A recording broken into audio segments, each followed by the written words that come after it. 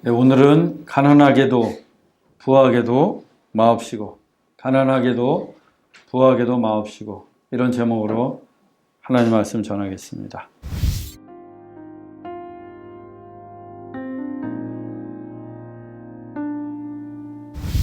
네, 여러분들이 기도해 주시고 또 격려해 주신 덕분에 한 주간 동안 미국 잘 다녀왔습니다.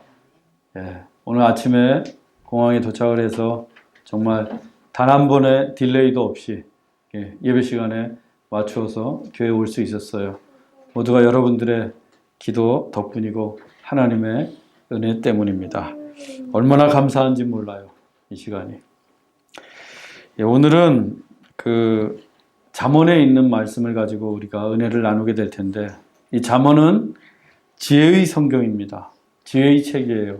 사람이 어떻게 살아야 하는지 인생의 지침과 삶의 방향을 안내해주고 있는 성경이 잠언서입니다. 그래서 성경 가운데 가장 고상하고 사색적이며 인생의 깊은 의미를 탐구하는 내용들이 수록되어 있어요. 잠언은 모두 31장으로 엮어져 있습니다. 그래서 매일 한 장씩 읽으면 한 달에 한 번 읽게 됩니다. 그래서 1년을 읽으면 12번을 읽을 수 있어요. 저도 한때는 수개월 동안 잠언서를 매일같이 읽어본 적이 있는데, 그때는 제 믿음도 자라고 또 인격도 깊어지고 삶이 고상해지는 것 같았어요. 내가 점점 고상해져 가는구나. 여러분들도 고상한 삶을 원하신다면 오늘부터 매일 한 장씩 잠언서를 읽고 묵상하시기 바랍니다. 몇 달만 그렇게 해보시면 여러분의 삶과 인격이 고상해지는 것은 물론이고 여러분의 믿음도 깊어질 줄로 믿습니다. 이 같은 잠언서는 대부분이 솔로몬 왕이 기록했어요. 지혜의 왕답게 솔로몬은 많은 잠언의 글들을 남겼습니다. 그런데 오늘의 본문은 솔로몬이 아니라 아굴이라는 사람이 기록했어요. 아굴. 우리에게는 별로 익숙치 않은 이름입니다. 그리고 이 기도 내용도 어딘가 낯설기만 해요. 성경을 보면 하늘에서 비와 불을 내려달라는 엘리야의 기도는 대단히 극적입니다. 또 아수르의 대군 앞에서, 또 자신이 죽을 병에 걸려서 벽을 보고 기도했던 히스기야의 기도도 대단합니다. 그리고 복에 복을 더하사 나의 지경을 넓혀달라고 했던 야베스의 기도도 매력적이에요.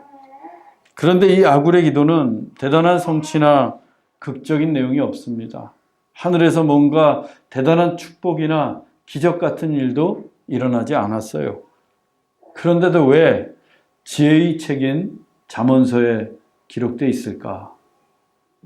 왜 잠언서에 그처럼 소박하고 평범한 내용의 아굴의 기도가 기록되어 있을까요?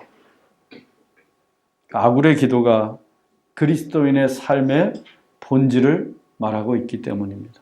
즉, 우리의 신앙의 중심을 정확하게 밝혀주고 있기 때문이에요. 아굴은 솔로몬의 최측근이었습니다. 매우 지혜로운 현자였어요.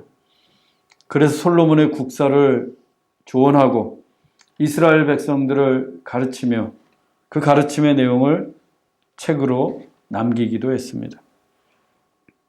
지혜의 왕 솔로몬을 조언할 정도라면 그의 지혜와 식견이 얼마나 높았는지 우리는 쉽게 가늠해 볼 수 있습니다.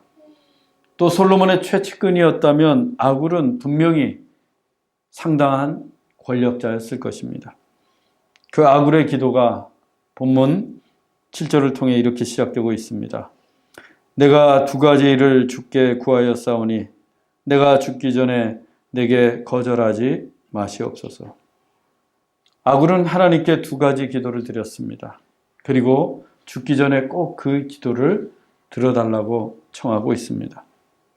죽기 전에 꼭 이루고 싶었던 두 가지 기도가 있었던 거예요. 아굴에게는.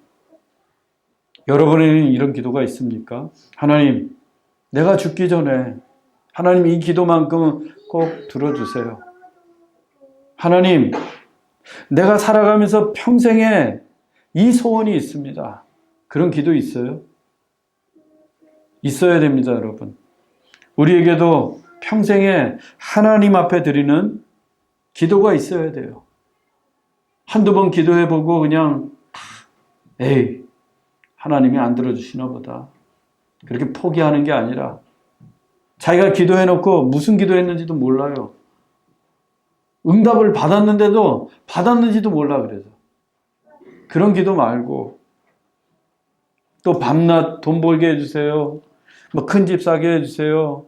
좋은 자동차 사게 해주세요. 우리 아이들이 1등하게 해주세요. 이런 기도 말고 세상 사람들도 다 하는 그런 기도 말고 정말 죽기 전에 내가 반드시 응답받아야 되는 기도, 그 기도가 무엇인지 여러분 진지하게 고민해 보세요.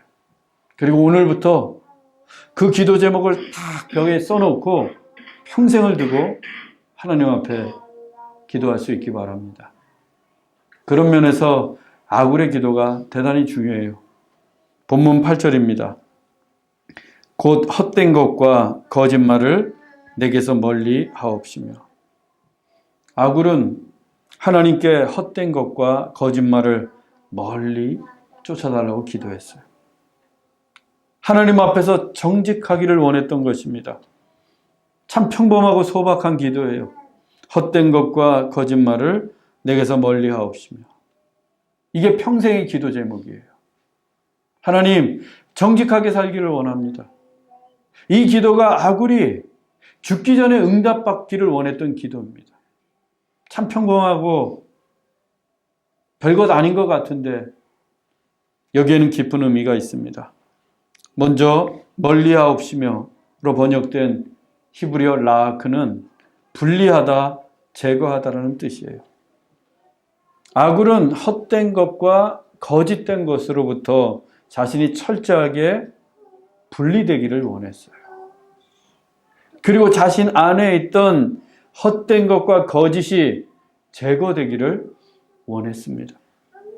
이 기도가 아굴이 평생을 두고 한 기도라고 했습니다. 그렇다면 우리가 생각해 볼 수 있는 것은 그 헛된 것과 거짓이 아굴을 평생 괴롭혔다는 거예요. 끊임없이 거짓된 것이, 헛된 것이 아굴을 유혹해 왔고 아굴을 넘어뜨리려고 했고 아굴의 내면을 괴롭혀 왔다는 거예요. 그래서 아굴은 기도할 때마다 그와 같은 헛된 것과 거짓이 자기에게서 제거되고 분리되기를 하나님 앞에 기도했던 것입니다. 헛된 것과 거짓말을 멀리하는 것은 한마디로 정직한 삶을 의미합니다. 진실함으로 살아가는 거예요.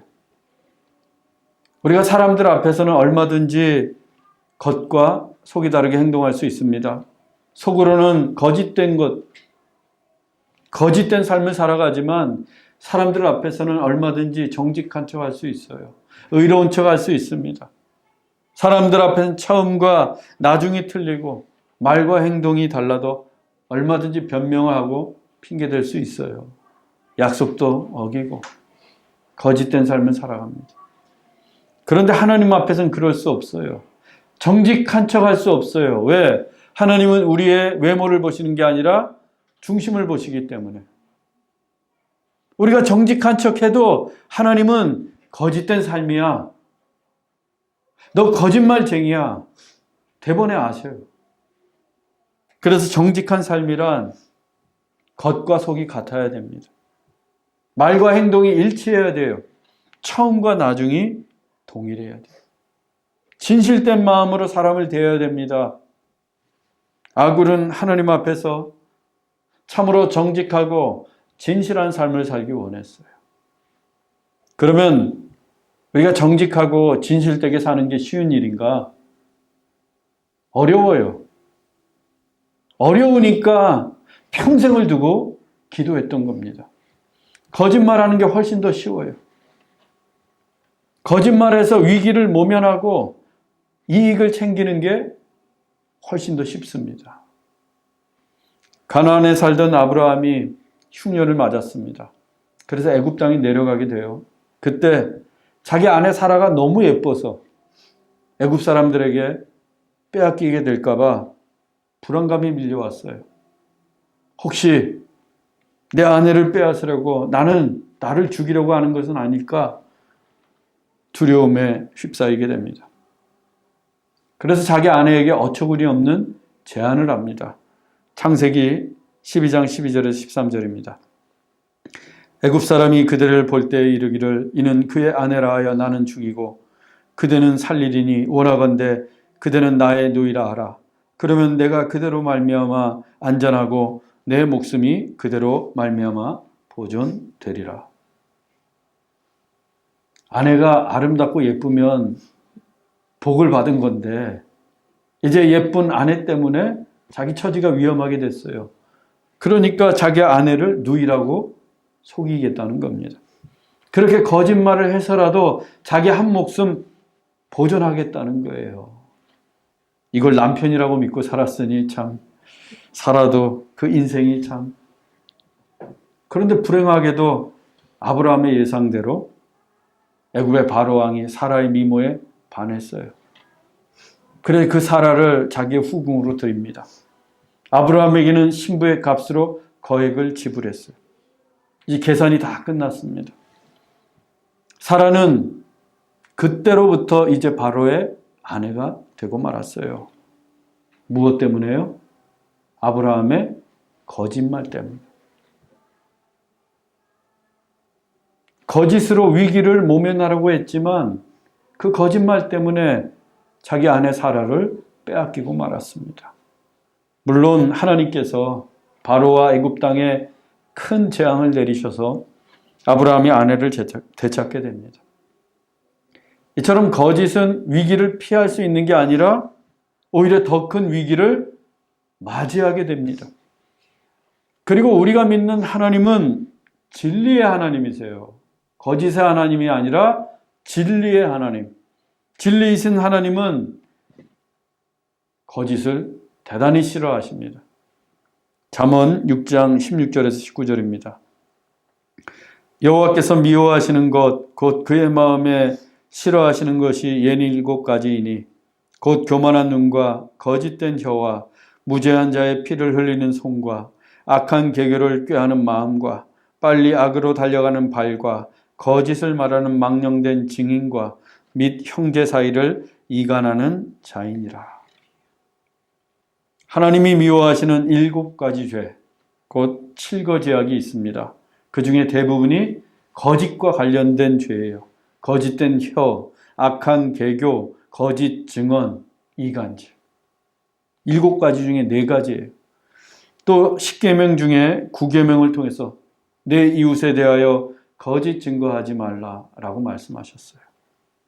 우리는 쉽게 아무 생각 없이 툭툭 거짓말을 내뱉습니다. 그냥 거짓말하고 살아요. 그런데 하나님은 거짓에 대해서 대단히 미워하세요. 거짓을 싫어하십니다. 자칫 치명적일 수 있어요. 다윗이 남의 아내와 간음하고 임신을 하게 되자 곧바로 생각한 게 거짓말입니다. 거짓으로 계교를 꾸며 그 아내의 남편을 죽여요. 그리고 그 여인을 궁에 들여서 자기 왕비로 삼았습니다. 이제 임신 문제도 감쪽같이 해결됐어요. 다윗은 자신의 거짓된 모략을 아무도 모를 줄 알았어요. 그런데 누가 아십니까? 하나님이 아셔요. 하나님께서 나단 선지자를 보내어 다윗의 거짓을 통렬히 책망하십니다. 그리고 간음에서 태어난 그 아들이 일주일 만에 죽게 돼요. 병든 그 아들을 위해서 다윗이 식음을 전폐하고 하나님 앞에 나아가 하루 온종일 일주일 동안 기도했는데 그 결과는 죽음이었어요. 다윗의 거짓 때문에 일어난 일입니다. 2사람이나 죽었어요. 밧세바의 남편 우리아가 죽었고 태어난 아기가 죽었어요. 얼마나 치명적입니까? 얼마나 무서워요. 이스라엘이 여리고성을 점령했습니다. 그때 아간이 하나님을 속이고 전리품을 감추었어요. 어떻게 되었습니까? 아간과 그의 가족들이 전부 골짜기에서 돌에 맞아 죽었어요. 그 골짜기의 이름이 아골 골짜기예요. 그때 붙여진 거예요. 슬픔의 골짜기. 초대교회에서는 아나니아와 삽비라가 하나님 앞에서 땅판 값을 속이고 거짓말했다가 그 자리에서 죽음을 당하게 되었습니다. 무섭지 않습니까? 이런데도 우리가 쉽게 거짓말할 수 있어요? 그러면 왜 하나님께서는 거짓말에 대해서 이토록 진노하시는가? 요한복음 8장 44절 이하입니다. 너희는 너희 아비 마귀에게서 났으니 그는 처음부터 살인한 자요 진리가 그 속에 없으므로 진리에 서지 못하고 거짓을 말할 때마다 제 것으로 말하나니 이는 그가 거짓말쟁이요 거짓의 아비가 되었습니다. 하나님을 속이고 사람을 속이는 모든 거짓의 배후에는 거짓의 배후 마귀가 있기 때문입니다. 여러분이 거짓말할 때 누구의 조종을 당하는가? 마귀의 조종을 당하는 거예요. 우리도 모르는 사이에. 하나님이 거짓말 시키시겠어요, 우리한테? 진리의 하나님께서 다 마귀가 시키는 거예요. 쉽게 그 거짓된 유혹에 넘어가는 겁니다. 그래서 하나님께서 거짓을 용납하실 수가 없는 거예요. 마귀의 조종을 받고 있기 때문에. 그 거짓으로부터 하나님의 백성을 지키시기 위해서, 교회를 지키시기 위해서 즉각적으로 개입하신 것입니다. 하나님이 거짓을 미워하시기는 오늘날에도 동일합니다. 다만 지금은 성경시대와 상황이 다르기 때문에 우리의 거짓됨을 오래 참으시고 노하기를 더디하시고 우리가 회개하기를 기다리시는 것뿐이에요. 우리가 거짓말해도 하나님은 모른 척 하시겠지. 아닙니다. 그냥 참으시는 거예요. 시편 51편 9절로 10절입니다. 주의 얼굴을 내 죄에서 돌이키시고 내 모든 죄악을 지워 주소서. 하나님이여 내 속에 정한 마음을 창조하시고 내 안에 정직한 영을 새롭게 하소서. 다윗의 시편입니다. 다윗이 간음을 통해 얻은 아들을 잃고 난 후에 하나님 앞에 통회하며 기도했던 내용이에요. 자기의 눈앞에서 이제 막 태어난 자식이 죽어가는 것을 본 다윗은 자기 안에 있던 거짓이 얼마나 추악하고 무서운 것인지 깨닫게 되었습니다. 그래서 하나님 앞에 통회하며 하나님 정직한 영을 새롭게 해주소서라고 기도했던 거예요. 우리 안에 거짓됨이 사라지고 정직한 영이 새로워지기 원합니다. 거짓은 타인에게 고난과 아픔을 주기도 하지만 거짓말한 당사자에게도 치명적인 결과를 가져올 수 있기 때문입니다. 더욱이 하나님을 속이려는 거짓은 삶과 죽음을 가르는 생명의 문제예요. 그래서 아굴은 평생 정직하기 위해 기도했던 것입니다. 자신의 지혜로 하나님을 속이지 않고 자신의 권력으로 하나님을 기만하지 않기 위해 평생을 두고 진실한 삶을 위해 기도했던 것입니다. 사랑하는 여러분, 하나님 앞에서 정직하십시오.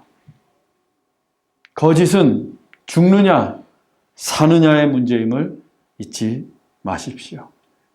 우리의 거짓을 오랫동안 참아주시는 하나님께 감사하시면서 우리의 거짓됨을 철저하게 통회하십시오. 그래서 우리 안에 있는 정직한 영이 회복되기를 간절히 바랍니다. 아굴의 두 번째 기도는 물질에 관한 기도예요. 본문 8절 하반절입니다. 나를 가난하게도 마옵시고 부하게도 마옵시고 오직 필요한 양식으로 나를 먹이시옵소서. 아굴은 먼저 나를 가난하게 마옵시고 라고 기도했어요. 나를 가난하게 마옵시고. 이런 기도는 모든 사람들이 좋아합니다. 나를 가난하게 마옵시고. 내 인생에서 가난을 없애달라는 기도예요. 모든 사람의 바람이죠. 그래서 이런 기도는 꼭 목사가 시키지 않아도 잘 하십니다. 하나님, 나에게서 가난함이 없게 해주세요. 그런데 기도가 거기서 끝나면 좋은데 아굴은 계속해서 기도하기를 부하게도 마옵시고 라고 해요. 반전이 일어났습니다. 가난하게 마옵시고, 그래서 부자가 되게 해달랄 줄 알았는데 부자도 싫다는 거예요. 부자도. 부하게도 마옵시고. 아굴은 그 이유를 본문 9절을 통해 밝히고 있습니다. 혹 내가 배불러서 하나님을 모른다. 여호와가 누구냐 할까하며, 혹 내가 가난하여 도둑질하고 내 하나님의 이름을 욕되게 할까 두려워함이니이다. 저는 이 구절을 대할 때마다 아굴이 참으로 멋지고 신실한 사람이라고 생각이 됩니다. 어떻게 이렇게 멋진 기도를 할 수 있어요? 아굴의 기도는 소박했지만 소박하잖아요. 가난하게 마옵시고 부하게도 마옵시고. 그런데 기도의 이유는 결코 소박하지가 않습니다. 아굴이 가난하게 마옵시고 라고 했던 기도는 자기의 체면이나 자기의 만족이나 자기의 욕망이나 자기의 뱃속을 채우기 위함이 아니었습니다. 아굴은 자신이 너무나 가난해서 혹시라도 남의 것을 도둑질하게 될까봐, 그래서 하나님의 이름을 욕되게 할까봐 두려웠던 거예요. 물론 가난이 주는 유익이 있습니다. 가난은 우리를 겸손하게 만들어요. 또 가난은 하나님을 의지하게 만듭니다. 가난은 하나님을 더욱더 사모하고 하나님을 간절히 찾도록 해줍니다. 그런데 너무 가난하면 도둑질할 수 있어요. 살기 위해서. 지난번에 말씀드린 장발장처럼 너무 배가 고프면 빵을 훔칠 수가 있습니다. 아굴은 그와 같은 상황이 오지 않도록 하나님께 기도했던 거예요. 가난하게 마옵시고. 어떠한 경우에도 아굴은 하나님의 이름을 욕되게 할 수 없었기 때문입니다. 즉, 아굴이 물질을 구한 것은 하나님의 영광을 가리지 않기 위함이에요. 하나님의 영광을 위해서 가난하게 마옵시고 라고 기도한 것입니다. 우리도 무턱대고 물질의 축복을 구할 것이 아니라 아굴처럼 하나님의 영광을 위해서, 하나님의 나라를 위해서, 하나님의 뜻을 이루기 위해서 물질의 복을 구해야 됩니다. 이게 믿음의 기도예요. 일신의 안위를 위해서 물질의 복을 구하는 게 아니라 하나님의 영광을 위해서 하나님 물질의 복을 주옵소서, 물질의 축복을 내게 주옵소서, 하나님의 나라를 위해 기도해야 된다는 거예요. 그게 믿음의 기도입니다. 아굴은 또한 부하게도 마옵시고 라고 기도했는데 그 이유가 혹 내가 배불러서 하나님을 모른다 하고 여호와가 누구냐 할까봐 두려웠기 때문입니다. 부자가 되는 거 나쁜 거 아니에요. 성경에도 아브라함, 이삭, 야곱, 요셉, 다윗, 솔로몬 다 부자였어요. 하나님이 축복하셔서 다 부자가 되었습니다. 하나님을 믿는다고 해서 반드시 가난하게 살아야 되는 거 아닙니다. 얼마든지 부자가 될 수 있어요. 또 부자가 되는 게 하나님의 축복일 수도 있습니다. 아브라함이나 요셉처럼, 야곱처럼 하나님이 축복해서 부자가 될 수 있어요. 그런데 아굴은 부하게도 마옵시고 라고 기도합니다. 거기에는 그만한 이유가 있기 때문입니다. 아굴은 솔로몬의 최측근이라고 했습니다. 그는 솔로몬의 가장 가까운 곳에서 솔로몬의 삶을 들여다보았어요. 솔로몬은 이스라엘 역사 가운데 가장 찬란했던 번영의 시기를 누린 왕이었습니다. 하나님이 약속하신 가나안 땅을 단에서부터 브엘세바까지 완전히 정복한 왕이 솔로몬이에요. 다윗도 못 이룬 것을 솔로몬이 이루었습니다. 다윗도 하지 못했던 하나님의 성전을 건축한 왕도 솔로몬이었고, 하나님이 주신 지혜로 이스라엘을 당대 최강의 나라로 만들었습니다. 주변 국가들에서도 솔로몬의 지혜를 구하기 위해 온갖 금은보화를 들고 솔로몬에게 조공을 바칠 정도였습니다. 당시에 솔로몬이 얼마나 부유했는지 열왕기상 10장 16절로 23절이 이렇게 전해주고 있습니다. 제가 표준 세번역으로 읽어드리겠습니다. 솔로몬 왕은 금을 두드려 펴서 입힌 금방패를 200개나 만들었는데 방패 하나에 들어간 금만 하여도 600세겔이나 되었다. 왕은 상하로 큰 보좌를 만들고 거기에다 잘 정련된 금을 입혔다. 솔로몬 왕이 쓰는 모든 그릇은 금으로 되어 있었고 은으로 된 것은 하나도 없었다. 솔로몬 시대에는 은은 귀금속 축에 들지도 못하였다. 솔로몬 왕은 재산에 있어서 이 세상의 그 어느 왕보다 훨씬 뛰어났다. 1세겔은 석돈입니다. 세돈이에요. 솔로몬의 방패 하나에 들어간 금이 600세겔입니다. 그러면 638, 금 1800돈이 들어간 거예요. 방패 하나에 1800돈. 그런데 그런 금방패가 몇 개요? 200개 있었대요. 200개. 아니, 금을 쓸 데가 그렇게 없었는지 방패 만드는데 방패 하나에 1800돈. 그런 금방패가 200개. 솔로몬은 의자, 밥그릇, 숟가락 전부 금이었어요. 은은 취급도 하지 않아. 솔로몬은 정말 큰 부자였어요. 그래서 성경은 말하기를 솔로몬이 이 세상에서 제일 가는 부자라고 합니다. 솔로몬이 이토록 부유해진 게 그의 능력 때문이었습니까? 아니에요. 하나님 때문이에요. 솔로몬이 하나님 앞에 1000번제를 드리자 하나님께서 내가 뭐 해줄까? 라고 물으셨습니다. 그때 솔로몬이 지혜를 달라고 했어요. 지혜를. 그러자 하나님이 이같이 응답하십니다. 열왕기상 3장 11절로 13절입니다. 내가 장수하기를 구하지 아니하며 부도 구하지 아니하며 오직 송사를 듣고 분별하는 지혜를 구하였으니 내가 지혜롭고 총명한 마음을 주노니 너와 같은 자가 없으리라. 또 내가 구하지 아니한 부귀와 영광도 내게 주노니 너와 같은 자가 없을 것이라. 솔로몬이 구한 것은 지혜였습니다. 하나님의 백성을 잘 다스릴 수 있도록 지혜를 달라고 구했어요. 뭐 오래 살도록 아니면 부자가 되기를 원했던 게 아니에요. 우리가 왜 먼저 하나님의 나라와 의를 구해야 되는가? 솔로몬은 하나님의 나라와 의를 먼저 구했어요. 그랬더니 뭐가 저절로 따라왔어요? 부귀와 영광. 예수님이 말씀하셨잖아요. 하나님의 나라와 의를 먼저 구하라. 그리하면 이 모든 것을, 이 부귀와 영광을 너에게 더하시리라. 솔로몬이 그 예예요. 솔로몬이 얻은 부귀와 영화는 모두 하나님이 덤으로 주신 거예요. 그런데 그 부유함을 가지고 하나님이 덤으로 주신 축복을 가지고 솔로몬이 타락하게 됩니다.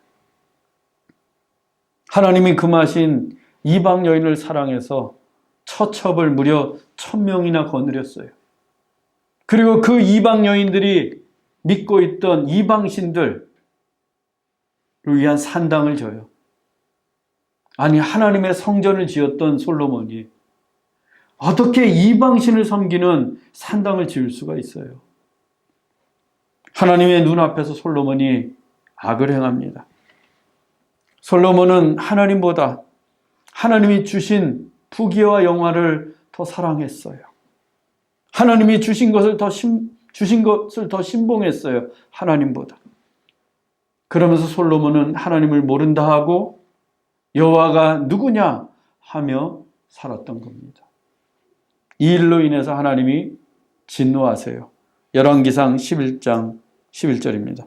여호와께서 솔로몬에게 말씀하시되 내게 이러한 일이 있었고 또 내가 내 언약과 내가 내게 명령한 법도를 지키지 아니하였으니 내가 반드시 이 나라를 내게서 빼앗아 내 신하에게 주리라. 그때부터 솔로몬은 쇠라의 일을 가게 됩니다. 그리고 솔로몬의 신하 여로보암의 반란을 일으켜 결국 이스라엘이 남과 북으로 두 토막이 나고 말아요. 하나였던 나라가 둘이 됩니다. 그리고 솔로몬 시대의 영화를 상징하던 금방패 200개를 애굽에게 다 빼앗기게 돼요. 솔로몬 곁에서 이 모든 것을 보았던 아굴은 부유함이 가져다주는 치명적인 위험을 깨닫게 되었습니다. 아굴이 솔로몬의 최측근이었다면 그 역시 막대한 부를 챙길 수 있는 기회가 많았을 것입니다. 그리고 이 기도가 아굴의 평생의 기도였다면 물질의 유혹 역시 끊임없이 아굴을 괴롭혔을 거예요. 물질의 유혹에 넘어가기가 쉬웠을 겁니다. 그러나 아굴은 솔로몬과 같은 길을 가지 않았습니다. 혹 내가 배불러서 하나님을 모른다 할까봐, 여호와가 누구냐 할까봐 두려워 부하게도 마옵시고 라고 기도하며 물질의 유혹을 이겨냈던 겁니다. 이것이 아굴의 기도가 솔로몬의 잠언 한 편에 소개되고 있는 이유입니다. 하나님은 솔로몬의 삶과 아굴의 삶을 대조시키면서 물질의 유혹을 이기라고 우리에게 말씀해 주시는 거예요. 오늘날 우리를 유혹하는 것은 물질 외에도 많습니다. 자녀, 성공, 학문, 예술, 이성 등 도처에 널려 있습니다. 이 모든 것은 하나님께서 우리에게 선물로 주신 것입니다. 그런데도 하나님보다 물질을, 하나님보다 자녀를, 하나님보다 성공을, 하나님보다 하나님이 주신 것을 더 많이 사랑한다면 우리 역시 솔로몬처럼 하나님을 모른다 하고 여호와가 누구냐라고 묻고 있는 것입니다. 송명의 시인이 은혜로다 라는 시를 썼습니다. 그중 일부를 소개하겠습니다. 세상에서 천일을 사느니 주 안에서 하루를 사는 삶이 복되도다. 주님을 떠나서 부요하느니 주님을 모시고 가난함이 은혜로다. 세상에서 천일을 산다 한들 주 안에서 하루를 사는 것보다 복되겠습니까? 우리가 주님을 떠나서 아무리 부유하다고 한들 주님을 모시고 사는 가난한 삶보다 은혜롭겠습니까? 사랑하는 형제자매 여러분, 우리가 아직 죄인 되었을 때에도 하나님은 우리를 모른다 하지 않으셨고 예수 그리스도를 십자가에 내어주심으로 당신의 사랑을 확증하셨습니다. 이 하나님의 사랑 앞에 정직하고 진실하십시다. 날마다 우리를 찾아오는 거짓된 유혹을 이기시고 하나님 앞에 신실할 수 있도록 기도하십시다. 그리고 하나님이 주신 것을 하나님보다 더 사랑하여 하나님을 모른다고 하는 어리석음을 범하지 마십시오. 그래서 아굴처럼 신실한 믿음의 사람이 될 수 있기를 주 예수 그리스도의 이름으로 축원합니다. 기도하겠습니다. 사랑의 하나님 아버지, 우리의 삶이 언제나 정직하고 진실하기를 원합니다. 헛된 것과 거짓말을 우리에게서 멀리 하옵시고 우리의 정직한 영을 새롭게 하옵소서. 이 세상 그 무엇보다 하나님을 더 사랑하게 하시고 하나님이 주신 물질과 성공과 축복을 하나님을 영화롭게 하고 하나님의 나라를 위해 사용하게 하옵소서. 주님, 주님의 사랑하는 자녀들이 물질 때문에 어려움 당하지 않도록 필요한 양식을 허락하시고 어떠한 경우에도 하나님을 모른다 하지 않고 여호와가 누구냐고 묻는 어리석은 인생이 되지 말도록 인도하여 주옵소서. 주 안에서의 하루가 세상에서의 첫날보다 값지고 복된 것임을 늘 기억하며 살게 하옵소서. 오늘도 우리를 잊지 않으시고 사랑으로 찾아오신 예수 그리스도의 이름으로 기도하옵나이다. 아멘.